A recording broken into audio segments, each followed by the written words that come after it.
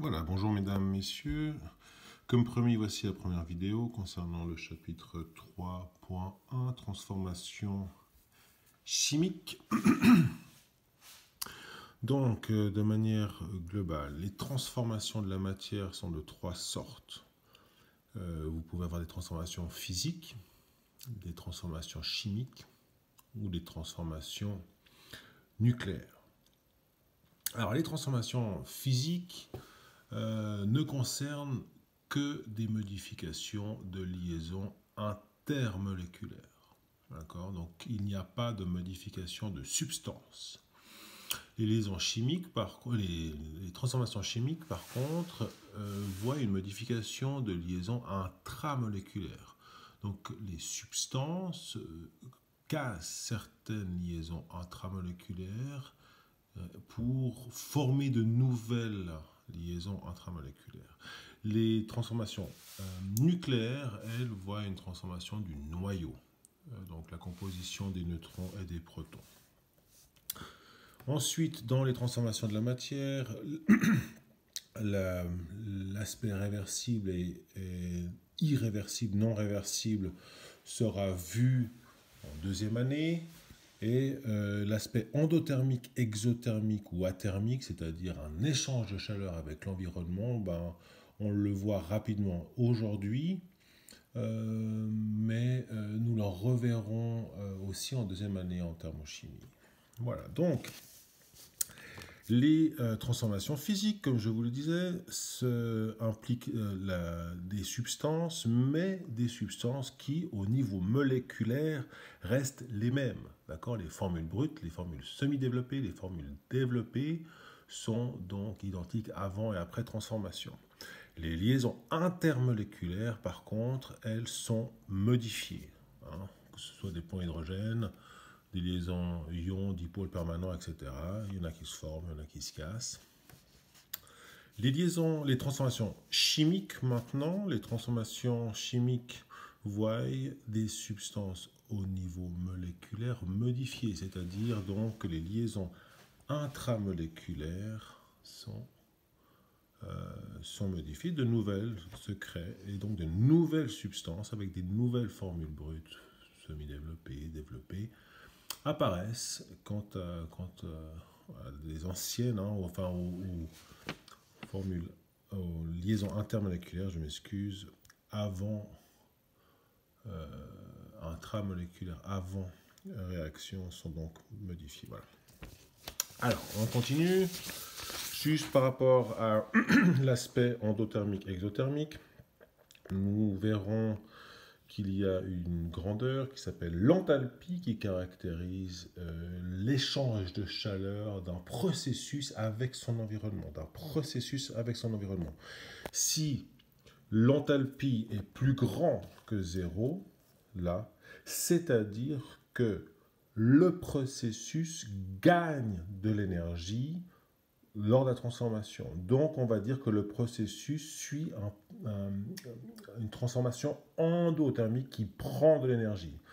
L'enthalpie, la différence d'enthalpie de ΔH plus petit que 0 indique que l'enthalpie finale de votre matière est plus petite que l'enthalpie initiale. Donc, durant le processus, votre matière, votre transformation a libéré de l'énergie à l'environnement. Je reviens rapidement aux transformations dites nucléaires. Les transformations nucléaires, elles, voient une modification de noyau. Je n'ai pas l'habitude de traiter ceci en détail en chimie. Vous le verrez certainement en physique. Mais juste pour information, par exemple, vous prenez l'uranium avec son nombre de masse de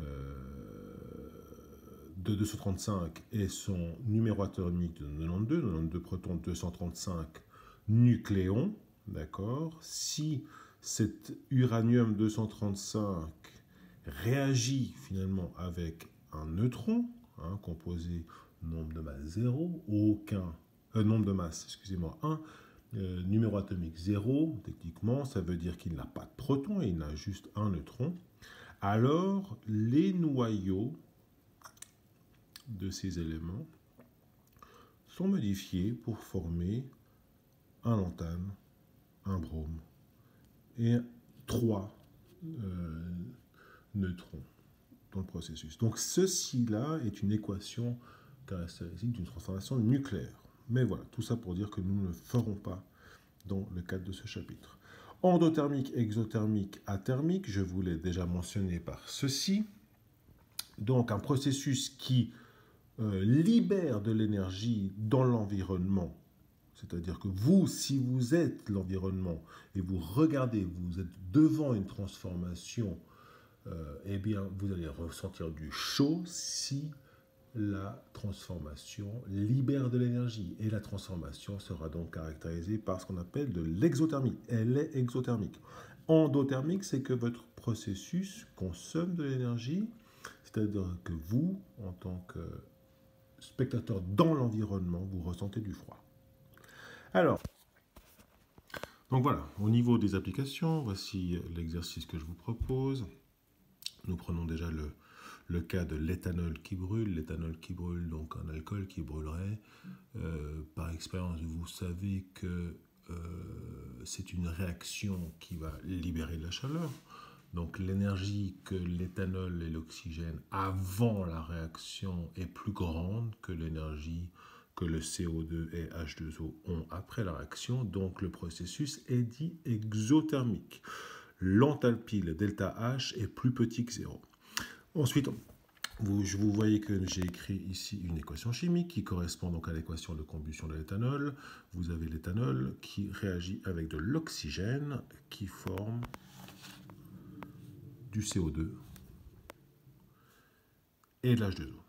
Et donc les liaisons ici intramoléculaires ont été modifiées, certaines ont été cassées, d'autres ont été formées. Quoi qu'il en soit, les substances ici ont été changées, c'est une réaction dite chimique. Du sirop dans l'eau, modification de liaison intermoléculaire uniquement.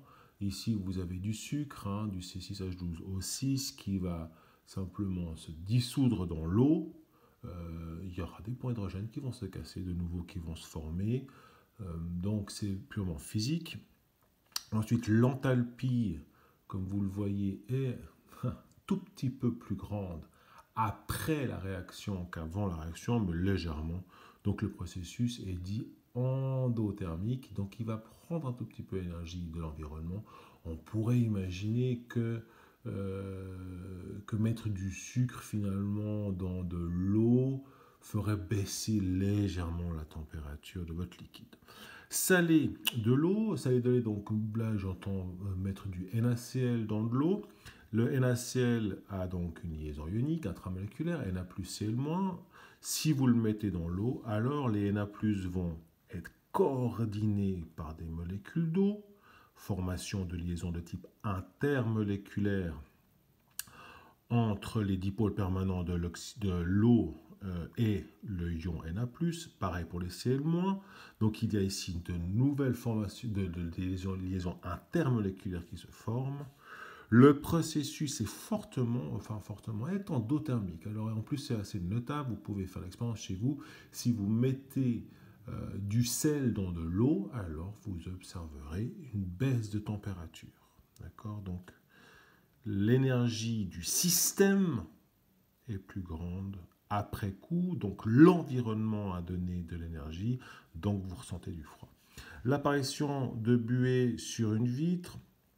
Ici, vous avez donc de l'eau gazeuse qui a une certaine quantité d'énergie. Et cette eau gazeuse va se transformer en eau liquide.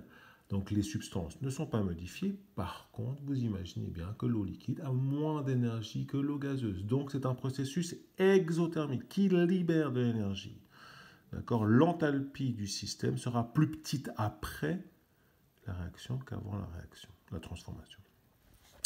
Morceau de fer qui rouille. Ici, vous avez donc une enthalpie plus petite que 0. D'accord ? Il s'avère que si vous avez du fer métallique, une chaise sur votre terrasse qui est mis en présence, donc ce fer est mis en présence d'oxygène gazeux, eh bien vous formez un oxyde de fer. Donc les liaisons intramoléculaires sont fortement modifiées. Ici vous avez une double liaison, là vous avez un sel.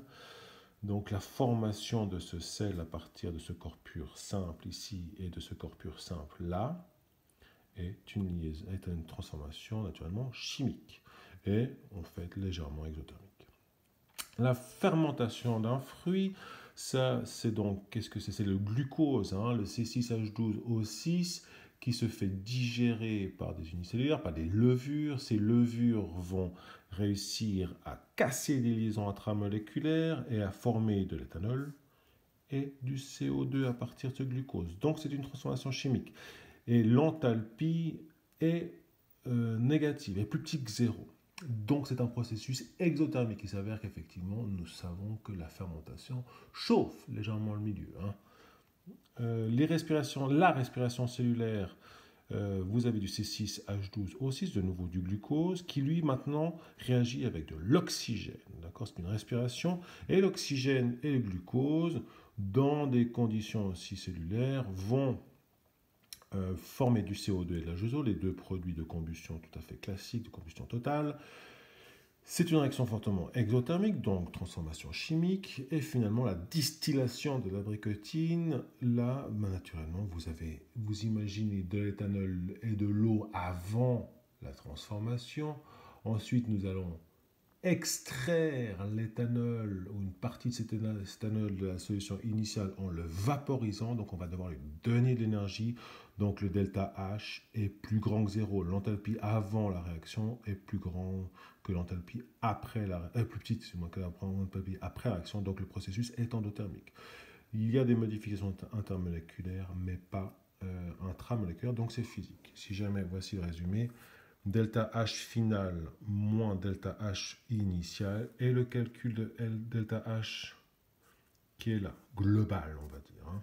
Si delta H final est plus grand que delta H initial, alors vous avez un delta H plus grand que 0, donc un processus qui a gagné de l'énergie, donc un processus endothermique ici, d'accord, endo. Et puis delta H plus petit que 0, c'est que le delta H final est plus petit que delta H initial, donc c'est un processus exo. Voici pour le premier cours. J'attends un retour de votre part.